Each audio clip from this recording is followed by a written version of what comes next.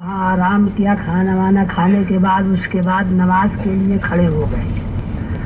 نماز کے لیے کھڑے ہو گئے، کافی دیر تک نماز پڑھتے رہے۔ جب نماز سے فارغ ہوئے تو اپنے متعلقین اور شاگردوں سے کہا کہ بھائی ذرا دیکھنا ہمارے کرتے کے نیچے کیا چیز ہے۔ جب ان کے کرتے کو اٹھا کر کے دیکھا گیا تو یہ دیکھا گیا کہ زنبور ان کے کرتے سے نکلا، اور اس کے بعد جب شمار کیا گیا تو دوران نماز کے اندر 17 جگہ زنبور نے ڈنک مارا تھا، اور حضرت امام بخاری کو ذرہ برابر بھی احساس نہیں ہوا، حالانکہ زنبور کا ڈنک نہایت ہی زہریلا ہوا کرتا ہے۔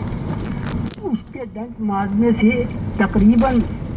قریب اتنی ہی تکلیف ہوتی ہے جیسے کہ بچھو ڈنک مارتے، تو اتنی تکلیف ہوتی ہے اور اتنی سوزش ہوتی ہے، لیکن نماز اپنا برابر پڑھتے رہے۔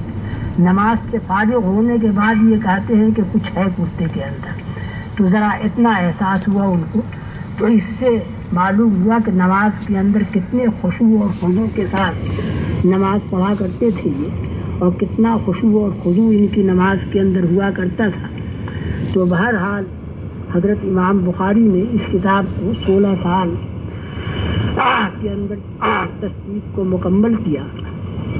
ان کے ورا کا ایک اور واقعہ بھی روایتوں کے اندر ملتا ہے کہ حضرت امام بخاری کی عادت کوئی چیز اپنے پاس رکھنے کی نہیں تھی۔ جو کچھ بھی مال آیا کرتا تھا، تجارت کا مال آیا کرتا تھا، فوراً اس کو چلتا کر دیا کرتے تھے، رکھتے نہیں تھے۔ تجار حضرت امام بخاری کی عادت سے واقف تھے اور ہر وقت تاک میں لگا رہا کرتے تھے کہ کوئی تجارت کا مال حضرت امام بخاری کے یہاں آیا یا نہیں آیا، خبر نکالتے رہتے تھے، اور جیسے ہی خبر پہنچتی تھی کہ تجارت کا کوئی مال آیا ہے، فوراً تجار پہنچ جایا کرتے تھے، اور پہنچنے کے بعد جناب ان سے معاملہ کر لیا کرتے تھے، اور حضرت امام بخاری معاملہ کر لیتے تھے اور روکتے نہیں تھے مال۔ ایک مرتبہ کا واقعہ ہے کہ ایک مرتبہ ان کے پاس کچھ تجارت کے مال آئے، تاجروں کو خبر ملی، ایک تاجر آیا اور آنے کے بعد اس نے مال دیکھا، اور مال دیکھنے کے بعد کہا کہ یہ مال اتنی قیمت کا ہے اور اس کے اوپر میں 5000 درہم آپ کو نفع دوں گا، آپ ہمیں یہ مال ہمارے ساتھ فروخت کر دیجئے۔ حضرت امام بخاری نے فرمایا کہ بھائی کل آؤ تو پکی بات ہوگی، میں سوچوں گا۔ تو چنانچہ وہ چلا گیا۔ اس کے چلے جانے کے بعد دوسرے تاجروں کو خبر ملی کہ یہ شخص پہنچ چکا ہے، اور اس نے 5000 نفع کی پیشکش کر دی۔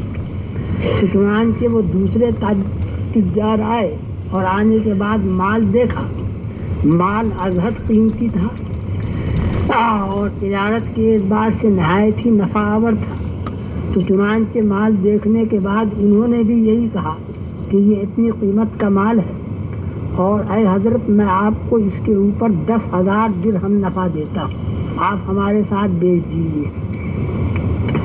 حضرت امام بخاری نے ان سے یہ کہا کہ بھائی تم سے پہلے ایک تاجر آیا تھا اور فلاں شخص آیا تھا،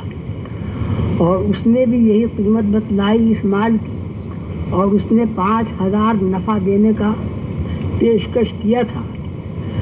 اگرچہ میں نے اس کو یوں زبان سے تو یوں ہی کہہ دیا تھا کہ کل آنا، کل پکی بات ہوگی اور آخری بات ہوگی، لیکن دل کے اندر میں نے نیت کر لی تھی کہ مال اسی کو دینا ہے، تو لہذا تھوڑے بہت دنیاوی نفع کی خاطر میں اپنے نیت کو نہیں بدلتا، مال اسی کو دوں گا، اگرچہ تم 10,000 پیش کر رہے ہو لیکن 5,000 میں بیچوں گا،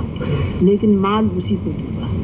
یہ ورع اور تقویٰ کا نہایت ہی اعلیٰ نمونہ ہے کہ ایک مرتبہ ایک چیز کی نیت کر لے۔ تمام علماء اسلام خواہ وہ کسی مذہب سے تعلق رکھتے ہوں، ان سے جا کر کے اگر کوئی فتویٰ پوچھے کہ مولانا